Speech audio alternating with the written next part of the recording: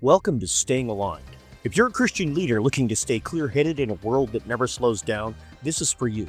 I'm Chad Medlin. In each episode, we look at what's happening around us and bring it back to one simple question. How do you stay aligned with God's calling when everything is pulling at you? This isn't hype. This isn't opinion. This is clarity for leaders who want to walk steady and stay faithful. So let's get into it. Good morning, fellow leaders. Good to hear that you have made it through another day and another week.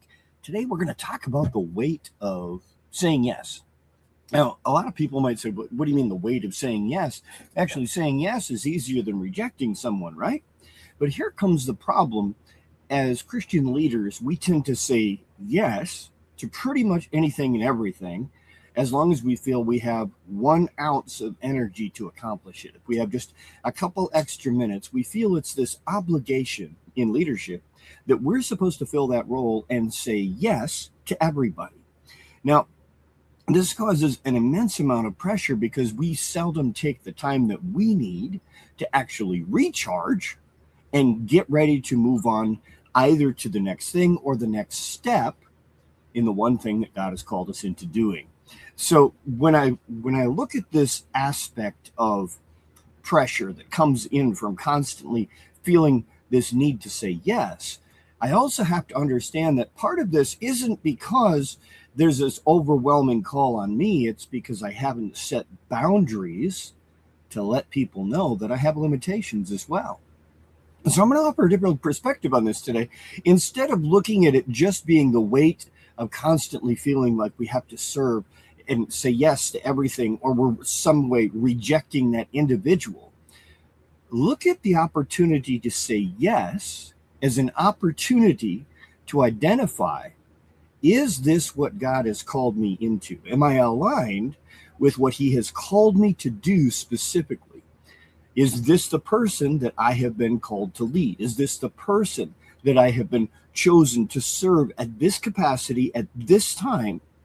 And does it contradict what God has already called me into? So maybe I'm supposed to be preparing a sermon for a Sunday morning, and somebody says, hey, I really love for you to come and just spend a couple days up at the cabin with my family and I. Just wanted to say thank you.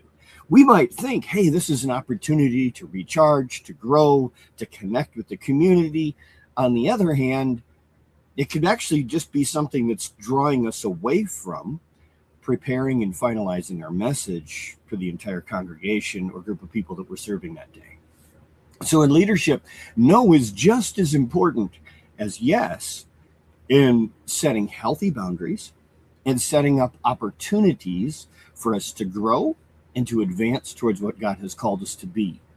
So one of the things about this is not just saying yes and no, but how do we posture ourselves in that moment when somebody is requesting of us either help or time or resource, and we go, no, I'm busy. Instead, maybe we should posture this from a position of alignment. Said, I'd really love to join you in that. I'd love to help you in that. I'd love to give you time in that. But currently, God has me in the middle of accomplishing X, Y, Z.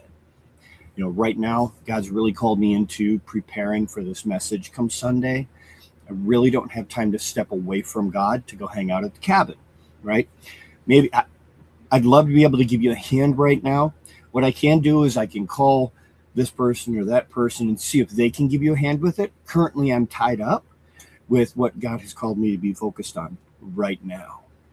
So we posture ourselves still in a position of servanthood, but setting the boundary that God comes first in what he's already called you to do.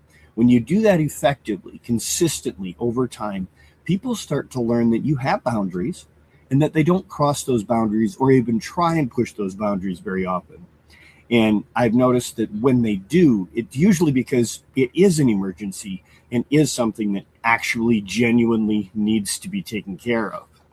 And that's why I want to make sure that we take the time and we think about those things more effectively. It's not just yes and no. It's how can I serve you? Hey, guys, good to see you guys here today. And so the last one that we want to do is like the actual practical steps. What can we do as Christian leaders to make sure that we're not rejecting the people that we've been called to serve, whether they be in the church, whether they be employees, whether they be co-workers? We are called to lead. So how can we lead if we keep saying no? Well, we lead by setting those boundaries first. We show them that our time is important, which also teaches them that their time is important. So today, practical step, identify one area that you've been saying yes to other people when really you should be saying yes to God and no to them, because that will better be able to position you to actually serve them more effectively in your life and in their lives as well. So remember, there's beauty, there's grace, and there's greatness within you. Now go share that in the world today. For honor and glory!